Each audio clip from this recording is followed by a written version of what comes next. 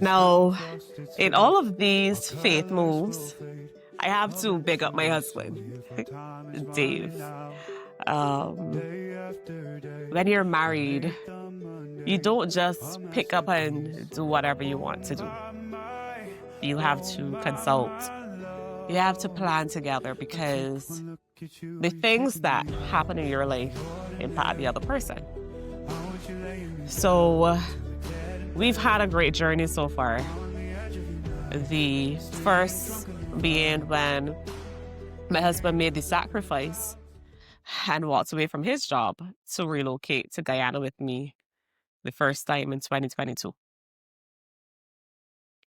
And we've been making mutual sacrifices ever since. Actually, from the beginning of our marriage, we've been making mutual sacrifices because we understood compromise is important for a successful marriage. And I really appreciate that God has blessed me with a partner who sees the risk taker in me, who also sees the godly ambition in me, who sees the dreams that I have and doesn't stifle me. Of course, he's a bit more structured than I am. If I had my way, I say all the time, if I had my way, I would have already lived in Kenya. I would have lived in Australia. Perhaps I would have done a stint in China. I love to travel. I go where I feel. But he's my anchor. He has helped to anchor me through these bold moves, these faith moves.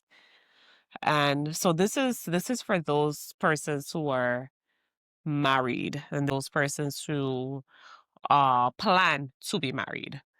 It is important in understanding that your life partner has to be included. When you're making those decisions, your life partner has to be considered. And I've really been blessed with a life partner who considers the whole of me and supports and cheers me on. One of the things that we had to realize, as a lot of these things were unfolding, we had to communicate a lot more. And we're still getting better at communication, right? But when we were moving, when we were relocating, it means, him walking away from his job. It means that we had to reassess financial. We had to get tighter with budgeting. We had to communicate more on the finances. We planned every month. From the inception of our marriage, we planned every month. We planned every quarter. We followed the budget. It means as things come up, we had to make decisions together. Don't just go shopping, randomly. So we really had to get good at communicating around finances. My biggest prayer, one of them during that season, was for God to help me not to see my husband differently. Because as we know, how men see themselves, providers, etc. I never wanted him to feel like he was less than, because he made a sacrifice for me. And coming out of that sacrifice, because we know that that was going to be the plan, we agreed that he will take that time to do something that he always wanted to do, which is study, something that he never thought of. So in that first year, he was able to complete his master's. That's a major achievement. When you partner together, success will look differently for both of you, but at least success will be there. And we've both been on our journey together, but still individually, where God is calling us into the persons that we were predestined to be. So it has been an incredible journey, but definitely the communication was a big deal. Finances was a big deal. And me protecting my heart to ensure that however I engage with my husband, however we interact, that he does not feel less than the man of God that he is. The other thing that was interesting for us as well as we're making faith moves is I always leave space for him. So while, especially with us relocating to Guyana, we I was in a corporate environment, so I had a network. I was meeting people, attending events, being invited to conferences, that type of stuff. That's important for me to ensure that he was also included in those things. It can't be, they're my friends and not yours, my colleagues and not yours. You know, if we're traveling, if I had to travel for work, make accommodation for him to be included and travel with me. So he's not stuck at home in a house, you know? These type of things are the things that I speak about when I talk about intentionality as wives. We have to build our husbands.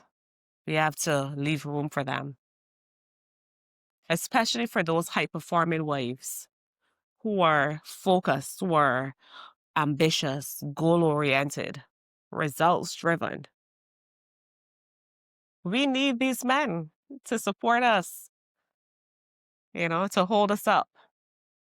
He has taken care of me through all of these faith moves. Everything you can think of. You know, as I was driving this morning, we were on a call and I was expressing frustration to him about something recently that happened. And he said, you know, I continue to learn more and more about you. And you hate operations, and I really do. The operations, I hate operations in business, and I hate operations in life. I cannot do the day to day. I'm not good with incidentals. I mean, I can pivot quickly, but it's frustrating when I have to take space, hold space to understand that. And he's been doing that all this time. He's like keeping the engine running, you know? Well oiled. While I'm out here making faith moves. So my encouragement to you is if you're married or you plan to be married, understand that this is a partnership. Whether you may be the ambitious one and your spouse may not, I'm not saying that that's my husband because he's ambitious in his own way. There's a quiet command about him. And we've both been succeeding and achieving our own milestones. But I have to also consider the fact that not everyone has that balance. And if that is you, whatever you do, remember that your marriage is your first ministry. Take care of your marriage. Never prioritize your goals and your ambition over your spouses, over your marriage, over your husband. If you're a man watching this, don't prioritize that over your wife. You got to treat your spouse as your partner. Yes? And you guys can make bold moves together. So be encouraged, love on each other, and I'll see you in the next episode. The angels up in the clouds.